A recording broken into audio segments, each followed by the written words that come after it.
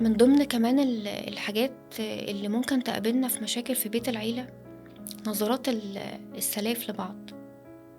هُم طول الوقت باصين على بعض، في منافسة، يعني في تنافس رهيب. مش كلّهم، في ناس كويسة جدًا وبتحب بعض وبيتعاملوا زي الإخوات، بس في ناس هي طول الوقت مركّزة في حياة بعض، إزاي تدمّر بعض، إزاي دي عندها وأنا ما عنديش، رغم إن دي مش من أخلاقيات الدين إن أنا أبُص في رزق حد.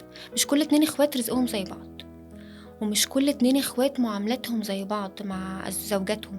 بس دورِك هنا إن أنتِ ما تظهريش معاملتِك لجوزِك أو معاملته ليكِ قدّام الناس، ما تتباهيش بده، ما تقعديش تعلّي على اللي حواليكِ في إن جوزي جاب لي وأنا خرجنا وكلنا وشربنا. دي خصوصيات بيتِك، حتى أهلِك المفروض ما يعرفوش عنها حاجة، والدين بيقول كده.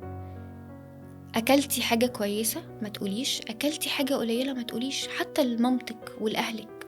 أنا ما قُلتلكيش خبّي عليهم، بس تعاملي إن ده حاجة شخصية بينِك وبين جوزِك، ما حدش يعرف عنها حاجة.